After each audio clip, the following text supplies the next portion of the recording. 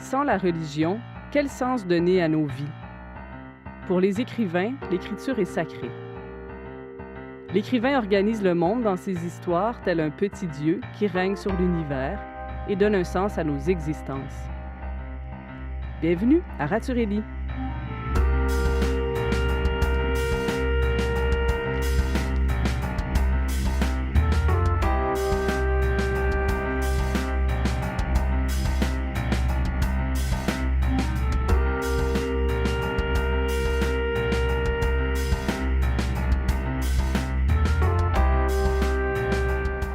Sébastien Larocque, bonjour. Bonjour. Bienvenue à l'émission. Vous êtes ébéniste, ancien étudiant en littérature. Oui. Oui, et vous faites paraître un premier roman, Un parc pour les vivants, au Cheval-Doux éditeur.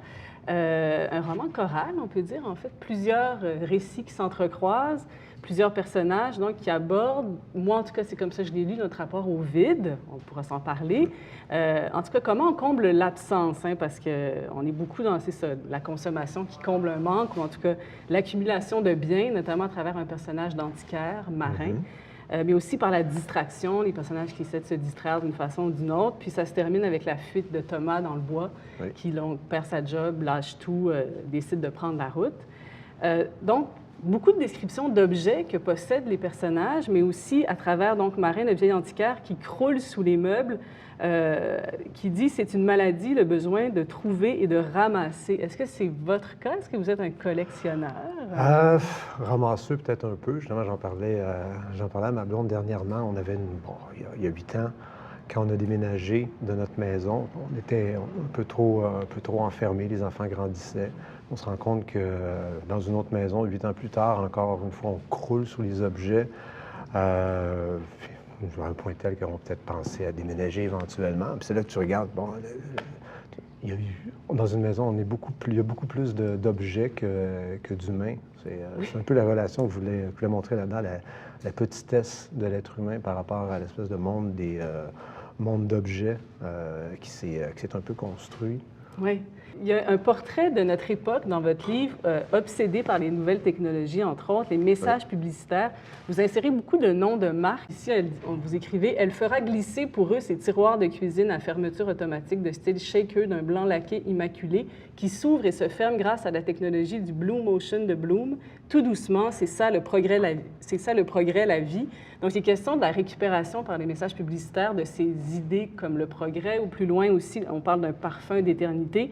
Est-ce que c'est une façon de montrer comment les mots se vident de leur sens, des concepts comme l'éternité ou le progrès, qui finalement sont récupérés par le marché, par la société de consommation? Un peu. Ça fait partie de l'espèce de bruit qu'il y a dans le roman, le bruit qui vient à la fois de l'espèce des mots. Le bruit qui vient aussi de l'accumulation, toute cette espèce de... Même, il y a beaucoup de descriptions d'objets dans le roman, dans la narration, c'est inséré. Cette espèce de bruit-là qui, en quelque sorte... Il y a certains personnages qui s'en accommodent très bien. Marie, entre autres, dans le passage que tu viens d'écrire, s'en accommode très bien. Elle est très à l'aise dans son rôle. Elle a son petit univers, son petit territoire. Elle n'a aucun problème avec ça. Michel aussi, qui est dans l'accumulation, dans son espèce de condo-musée. Il vit très bien avec ça. Accumulation de savoir aussi. De savoir livres, aussi, complètement. C'est un archiviste. Il accumule des livres, il y a plusieurs tétraoctets de données sur des disques durs. Il fait son projet, mais il n'écrit plus. Il n'écrit plus. Le seul projet qu'il y a, c'est un projet d'archiviste. C'est qu'il récolte des incipits de tous les romans qu'il lit, puis il fait une espèce de collage monstrueux avec ça. Lui, ces deux-là ont vraiment bien assimilé le bruit, tandis que quelqu'un comme Thomas, qui va s'enfuir, c'est que dans le parc, pour les vivants, lui, il n'y a pas de rôle. Il n'y a pas de rôle, il n'y a pas de... Il n'a pas trouvé sa place dans cette société. Non, mais exactement. Il n'a pas trouvé sa place. C'est un peu un déchet. Tu sais, dans la question du vivre ensemble, on décide avec qui on vit, mais on décide aussi avec qui on ne vit pas. Anne-Hélène Fiche, bonjour. Bienvenue à l'émission. Vous êtes romancière, essayiste, professeure de littérature à l'UQAM et auteur, entre autres, parce que vous avez écrit plusieurs livres, mais entre autres de l'essai poétique du Messie, L'origine juive en souffrance, paru en 2007, prix Ségal de la Bibliothèque juive. Des romans, La Pisseuse, Grand Prix du livre de Montréal en 1992, Mon frère Ésaü, Mon frère Ésaü en 1998, Récit de jumeaux, allégorie biblique, et un autre roman, donc, qui est paru en 2014, très beau roman, Jonas de mémoire, au Cartanier, dont il sera plus question aujourd'hui, donc, qui est en fait l'histoire de Jonas, qui est un enfant prodige, un enfant qu'on dit fou, adopté par la famille Perrault dans le Val-d'Or des années 60. Et la narratrice du livre, qui est une amie d'enfance de Jonas, qui est proche de vous, on peut dire, vous la présentez comme l'auteur de La Pisseuse, de La Pisseuse et du Messie. Et donc, il va découvrir, donc Jonas a 50 ans, ses origines. Il est le fils naturel d'une jeune juive émigrée à Montréal à la fin des années 40. Et donc, c'est l'histoire de 50 ans plus tard, ce retour de Jonas et qui décide de devenir juif pratiquant après avoir retrouvé son oncle Aaron. Et le roman est construit à partir donc des morceaux, des souvenirs que la narratrice retrouve, aussi des inventions. Elle cherche à reconstituer l'histoire. Alors, d'abord, pourquoi Jonas? Dans la Bible, Jonas, donc, qui tente de fuir, se retrouve englouti dans le ventre du baleine. Vous ouvrez le roman sur le récit de pêche de Jonas. C'est l'histoire d'un repêchage, en quelque sorte. C'est vrai, c'est une belle image. Alors, Jonas, c'est un peu le doublet d'Ésaü. C'est-à-dire que c'est une pratique d'écriture que j'aime beaucoup, au sens où on emprunte à la Bible un récit, puis on le transfigure, évidemment, en quelque chose de tout à fait, à la fois tout à fait différent, mais inspiré de l'intérieur. C'est-à-dire, ce qui est intéressant, par exemple, les titres des chapitres reprennent des morceaux du texte biblique, qui est un récit. C'est le plus court récit de la Bible. Et donc, ça ressemble presque à un conte d'enfant. On en a d'ailleurs fait l'inspiration de, par exemple, Pinocchio. Oui, c'est ça, entre autres. Alors oui, c'est un repêchage au sens aussi où le prophète est sauvé par le poisson, un peu comme Geppetto. Bon. Oui. Et là, bon, je dis que c'est un livre poisson. Oui. En fait, on va repêcher l'histoire et on va tenter de la reconstruire parce que c'est un personnage qui, au fond, ignorait totalement son histoire, mais en avait une sorte de préscience par sa folie. Mais oui. Il est un peu prophète. Oui, Mais bon, dans le monde d'aujourd'hui, c'est ça, c'est fou. C'est un fou.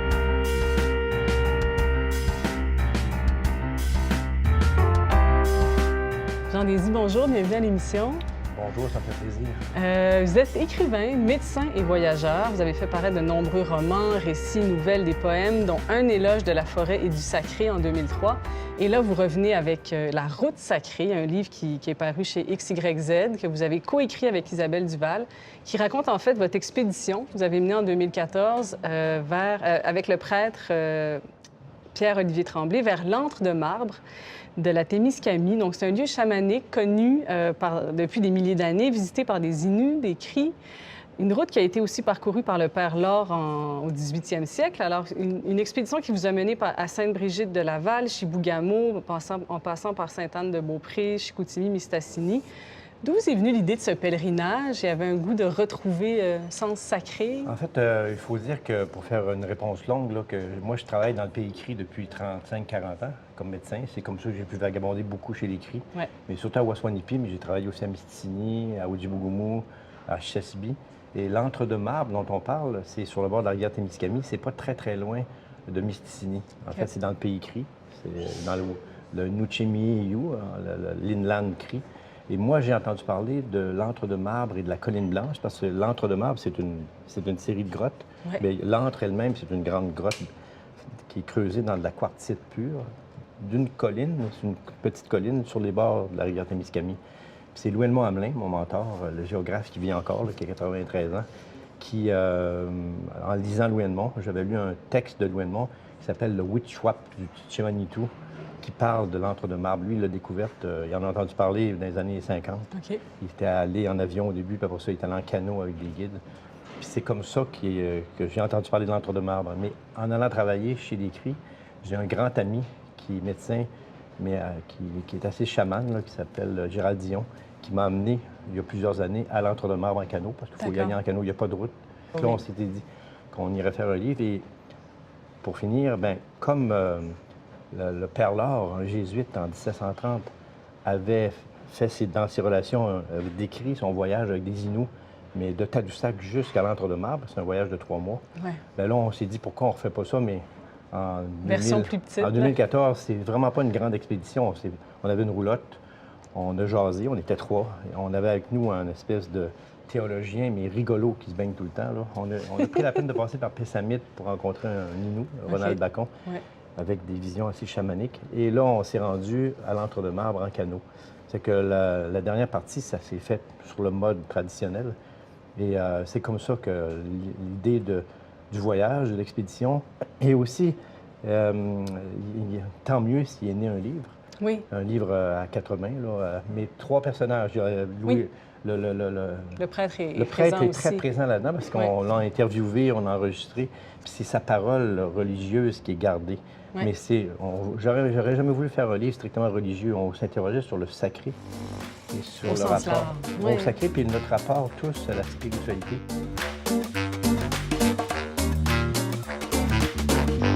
Dans votre roman aussi, la vie intellectuelle est dictée par une sorte d'obsession d'ordre et de classement. C'est Michel, l'intellectuel. Il ouvre un livre, puis là, il lit les informations bibliographiques que vous reproduisez telles quelles, qui confirment l'existence du savoir. Et là, il dit, vous écrivez, « Rien n'existe sans l'archivage des données, décompte des ressources et des populations, des vieillards, des malades, des délinquants et des criminels, des villes, des flux, des routes et des quartiers, des communautés, des autochtones et de l'immigration.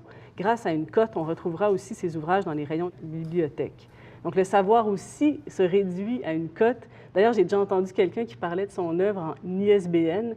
J'ai des ISBN, regarde. Ah oui? Alors, c'est réel. Il y a vraiment des gens qui s'intéressent à la classification du savoir avant même d'avoir lu le livre. C'est intéressant. Donc, on réduit encore une fois, là, ici, l'être humain à un chiffre, ou en tout cas son savoir. Ah, complètement. Ouais. Complètement. C'est la raison pour laquelle on prend le personnage de Michel, mais Thomas, qui est celui qui quitte, qui quitte le parc, lui, embarque pas dans ses principes de gestion parce qu'il n'est pas compté en tant qu'espèce de déchet de cette espèce de société-là, sans valeur ajoutée. Lui, il peut sortir, il peut disparaître. Oui. En quelque sorte. En quelque sorte. En quelque sorte, parce qu'il ne disparaît pas vraiment complètement, comme tu le vois à la fin. Il arrive, l'ironie, c'est qu'il veut sortir de cette... il cherche à disparaître, il veut oublier, mais il se ramasse, il veut quitter la civilisation, mais il se ramasse dans le cimetière d'une civilisation. Fait que dans le fond, il parvient à oublier en partie, mais il y a toujours un point où les objets finissent par nous rappeler qui on est et d'où l'on vient.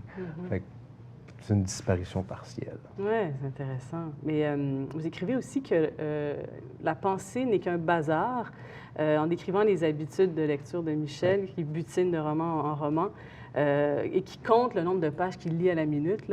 Qu'est-ce que cette idée, qu'est-ce que symbolise ce désordre ou ce bazar pour vous? Il y a quelque chose d'un désordre de la pensée, qui s'oppose presque à notre ordre imposé par la société. Ouais. Un désordre, pas tellement un désordre qu'une multiplicité. C'est Michel, il navigue très bien dans ces eaux-là. Bon, il y a la multiplicité d'informations. Il s'en débrouille, il s'en accorde très bien. Il accumule l'information, il la classe. Il vit bien dans ce bazar-là. Il vit très bien dans ce bazar-là, mais c'est ça. Mais sauf qu'il y en a qui... Bon, on prend l'exemple, encore une fois, de Thomas. Le passage où il se lève le matin, il écoute la télévision, puis il entend des bruits. À la fois, il est envahi par les bruits de la rue, les bruits de la radio. Il pense à des trucs. Il y a plein d'informations. C'est justement, il y a cette espèce de bruit-là duquel il n'est pas capable de se libérer. À part par la flûte.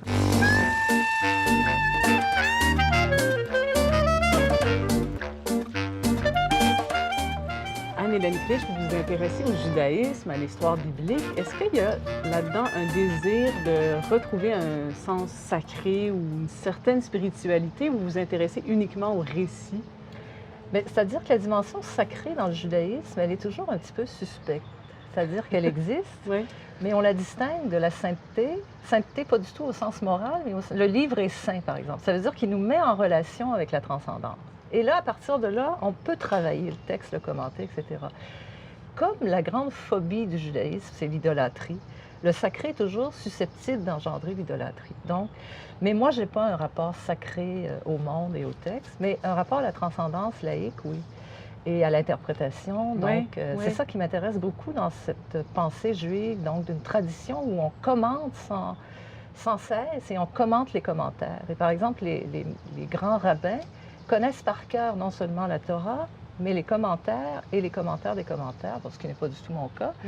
Moi, je fouille là-dedans, puis au fond, ça me nourrit beaucoup sur le plan littéraire. Donc oui, le récit, la manière dont on ramène un récit biblique qui a l'air absolument soit très violent, soit anodin, pour lui donner une portée, par exemple, contemporaine. Alors, au fond, c'est un peu ce que je fais en faisant des romans à partir de la Bible. Votre recherche, il y a beaucoup de recherches sur le rythme, l'écriture dans votre roman, Jeunesse de mémoire. Vous avez un peu déconstruit la ponctuation, il y en a très peu. Et tout ça, on dirait que ça rejoint peut-être justement le texte sacré dans sa forme. Est-ce que je me trompe? Il y a une sorte de psalmodie, quelque chose? Psalmodie aussi parce que j'essaie de rendre, puisqu'elle essaie de rendre l'histoire de Jonas, et que c'est Jonas qui la raconte. Et elle dit, très vite, il l'a résumé. Et puis, lui, il a une voix en lui. Il y a une manière de parler que j'ai jamais entendue, mais que je peux imaginer. Et donc, elle essaie de rendre ce débit de la parole. C'est ça. Et donc, il ne faut pas que ça freine, il faut que ça coule, il faut que ça chante d'une certaine manière pour faire entendre la voix. Dans le roman Mon frère Ésaü, le personnage, c'est un être violent. Et là, j'avais utilisé le point-virgule comme bégaiement. Mais il faut doser parce qu'à un moment donné, c'est-à-dire le lecteur peut complètement décrocher. Donc, il faut que ça soit des moments très en rapport avec le personnage. Mais en fait, au début de votre livre, c'est déstabilisant, mais après, on rentre, puis c'est ça crée une sorte de musique qu'on entend. Oui, exactement. Il y a le motif, par exemple, entrée, par exemple, appel Perrault, c'est-à-dire qui sont des espèces de scansions qui permettent à la mémoire de revenir. C'est comme si on s'accrochait à ça pour relancer la mémoire. Et ça marche. Oui, c'est intéressant. Et vous écrivez, dès qu'on ose écrire, tout peut arriver. L'écrit va prendre, avaler. Ça qui a été vécu, supposé l'avoir été. On entend bien une voix, la sienne, pas la sienne, point d'interrogation. Donc, il est question d'une voix qui écrit, qu'on entend.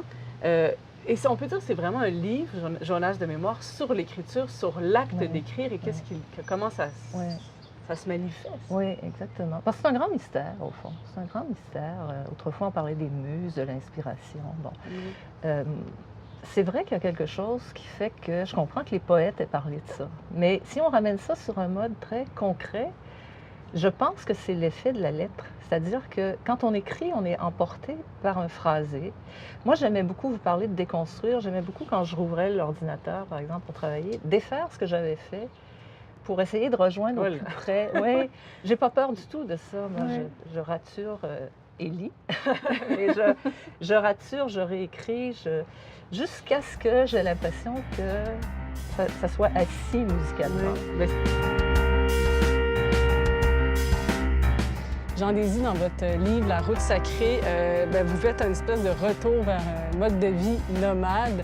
C'est difficile aujourd'hui de concilier nos vies d'aujourd'hui avec le nomadisme, mais il y a quand même moyen, pensez-vous, comment est-ce qu'on peut, en tout cas, valoriser ce nomadisme et qu'est-ce que la route nous permet aussi de faire ou de vivre?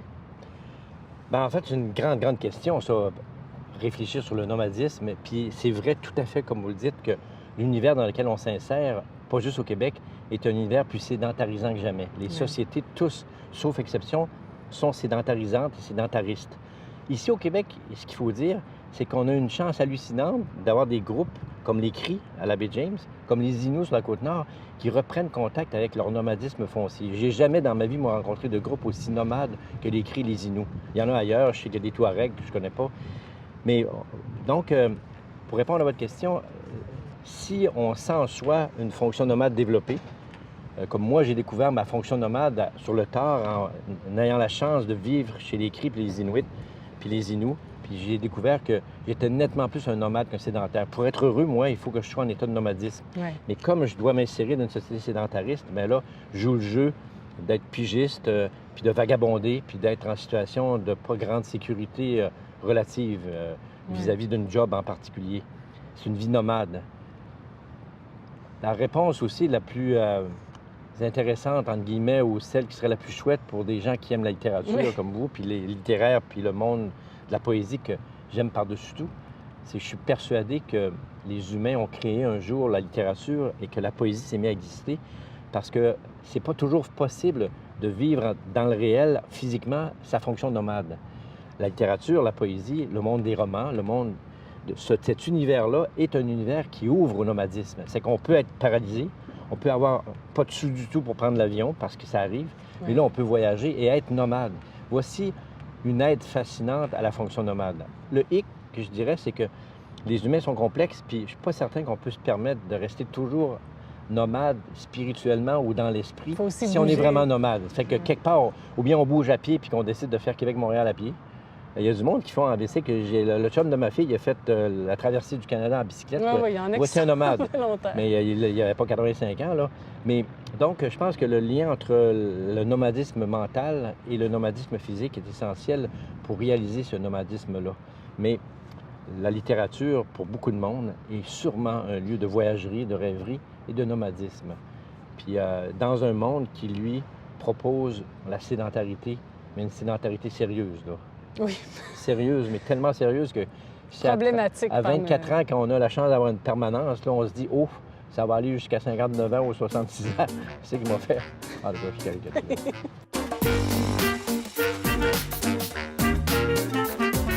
Sébastien Larocque, dans Un parc pour les vivants, vous écrivez « Prendre la route comme Kerouac, comme les saints et les saintes qui ont tout abandonné derrière eux, courir, fuir commerce et maison ».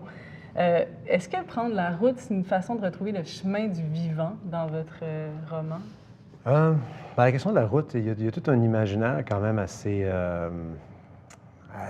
grand derrière ça. Là. Puis je le trouvais intéressant parce que derrière l'imaginaire de la route, tu as toujours l'idée selon laquelle, bon, tu prends la route pour te retrouver, bon, pour découvrir du continent. Ouais. Tout a été pas mal découvert, tout a été cartographié. Fait que bon, regarde, peut-être pour se découvrir ou pour découvrir des gens. J'aimais cette idée-là de voir quelqu'un qui était devant absolument rien, embarqué dans cette espèce de parcours-là pour voir qu'est-ce qui restait encore à découvrir, qu'est-ce que cet imaginaire-là avait comme signification encore maintenant. Oui, puis il rencontre une fille, en fait, qui est l'aubergiste, Myriam, une jeune fille qui va comme être son amoureuse. Ils vont aller entre autres dans un show de métal ensemble. Puis elle ramasse des cadavres d'animaux puis elle fait des sculptures vivantes. C'est intéressant, ça. Est-ce qu'il y a quelque chose comme retrouver de la vie à travers un corps mort, quelque chose de ressuscité? Tout est relié, cette espèce de concept, bon, la question des objets, mais des objets abîmés aussi, qui contiennent, même un fragment, même un déchet, contient une partie de ce qui a déjà été. Il y a tout un rapport à la mémoire qui est intéressant. Puis elle, les trucs qu'elle construit, elle leur donne, mais c'est un peu paradoxal, elle leur donne une seconde vie, une vie différente, sauf qu'elle ne les conserve pas. Elle les jette. Elle les jette encore. Elle les détruit. Elle les prend en photo, puis elle les jette. Je trouve intéressant ce rapport-là ce rapport-là aux objets et à la mémoire. Parce que c'est ça, il y a quelque chose d'éphémère. C'est une sculpture, comme une performance presque. Une performance, mais qu'elle ne veut pas conserver. Oui. Et Thomas va entrer dans une église à un moment donné. Là, il retrouve des souvenirs d'enfance. Donc, bon, entre autres, l'angoisse de la chute et du péché qui lui nouait la gorge quand il allait au confessionnal. Là, vous écrivez, il marche jusqu'à l'autel. Au-dessus de la table de communion, la croix éclatante de dorure et d'invraisemblance, colossale et excessive, supporte un homme trop chétif pour ce qui subsiste de foi dans cette vaste bâtisse. Quel beau passage. Et là, il sort de l'église et là, il voit le soleil. Je me demandais s'il y avait là-dedans quelque chose comme la disparition d'une forme de sacré et la lumière, en fait, qui pourrait jaillir d'un retour vers quelque chose de ce sens-là, de spirituel. Quelque chose d'un peu spirituel quand même dans cette expérience-là. Je ne l'ai pas écrit dans cette optique-là. Il n'y avait rien de vraiment spirituel là-dedans. Au contraire, je voyais l'espèce de... plutôt une fermeture par rapport à cette espèce d'élément grandiose du religieux. qui subsiste malgré le fait que, bon, on sait tous, bon, Dieu est mort, que le sacré subsiste quand même. Bon, le Dieu est mort, mais il est encore là, il est partout. Les traces du sacré et du religieux sont dans notre éducation, sont dans nos comportements, dans notre langage, dans les objets. Anne-Hélène Clich, dans Jonas de mémoire, Jonas résume à la narratrice son histoire qui la recompose. Donc, elle doit inventer, parce qu'il y a plusieurs trous, et vous écrivez « L'écrit remplace déjà la mémoire, même la mémoire et l'histoire est dépeuplée. Voilà ce que je dis moi. Phrase intéressante. Pourquoi l'histoire est dépeuplée? Est-ce que c'est l'idée qu'il faut solliciter une invention, une part? C'est très étrange l'écriture parce que même quand on écrit à partir de... Il y a des vrais souvenirs d'enfance, mais à partir du moment où on les écrit, ils prennent une forme qui remplace la mémoire. C'est-à-dire qu'à un moment donné, on ne sait plus si c'est ça la vraie histoire ou... En fait, on a un peu oublié la version peut-être antérieure. En tout cas, c'est ce qui m'arrive. Et dans la mesure où elle écrit, justement, la phrase emporte l'histoire et la détourne. Et puis, à partir du moment où elle est écrite, ça devient le réel. C'est comme si... C'est très biblique, ça aussi. C'est la lettre qui engendre le réel. Oui, c'est intéressant. Alors, c'est pas si absolu là, que j'ai l'air de le dire, mais il y a quelque chose de tout à fait singulier dans cette expérience. Qui fait que parce que j'ai toujours dit que j'avais peu de mémoire par rapport à beaucoup de gens qui racontent leur enfance avec force détail. Moi, c'est quand j'écris que je crois inventer. En fait, j'invente, mais je rattrape des bribes comme ça. Et à un moment donné, voilà, ça devient une mémoire. Et c'est étrange parce qu'on dit, est-ce que c'est de la fiction ou... Parce que vous avez souvent écrit à partir d'éléments autobiographiques. Oui. Oui, c'est ça. Mais donc, dans cette reconstruction par l'écriture, vous écrivez aussi, c'est très beau, les phrases viennent, s'emballent, vont défaire l'histoire, l'oublier, la remplacer, un seul événement, l'écriture. Et puis la langue cherche, efface, ajoute, transpose, déforme. Comment est-ce qu'on peut arriver à une vérité quand on déforme? Ça, c'est intéressant aussi. Moi, je dirais quand on croit à l'inconscient, qui est peut-être ma seule foi, puisque je n'ai pas de rapport religieux du tout au texte de la Bible et tout ça. Je n'ai pas un rapport religieux à l'inconscient, mais je crois que l'inconscient, je pense qu'il y a une transcendance qui s'appelle l'enfance. Et qu'on le veuille ou non, qu'on le sache ou non, l'enfance nous travaille. Et au fond, quand on écrit, le phénomène très étonnant qui arrive, c'est que on croit inventer, puis on s'aperçoit qu'on retombe sur des choses, ou que d'un livre à l'autre, surtout ça, dans le temps, c'est intéressant de voir revenir des figures, une sorte de figuration d'une histoire absolument fictionnalisée et qui pourtant s'arrime toujours, on pourrait dire, sur les mêmes piliers. Et on finit par dire, voilà, il y a quand même un noyau de vérité. Vérité, c'est ça, vérité historique, vérité psychique. Voilà, mais donc, dans votre œuvre, en tout cas, vous donnez une voix aux identités juives, à la culture juive. Pensez-vous que c'est une richesse qu'on néglige ou qu'on méconnaît au Québec, en tout cas? Oui. Un peu partout. Le monde chrétien qui vient du judaïsme, en fait, quand on voit l'histoire de la naissance du christianisme, bon, Jésus était juif, là, et toute la famille, et tous les apôtres et tout ça. Mais on est passé du côté grec, et puis d'une certaine manière, on connaît l'histoire, à quel point on a voulu s'arracher à cette tradition et à cet héritage. Mais c'est un héritage très différent du monde chrétien, du point de vue de l'interprétation, justement, du rapport au texte. C'est pas un rapport sacré au texte, c'est un rapport de commentaires, très vivant. Oui, très vivant, et toujours actuel, c'est-à-dire qu'il ne cesse de se déplacer dans le temps tout en suivant une tradition d'interprétation à laquelle j'essaie de rester fidèle. En tout cas, c'est vraiment un beau travail, ça donne une très belle œuvre. Merci beaucoup, Anne-Hélène Clich, pour cet entretien. Merci.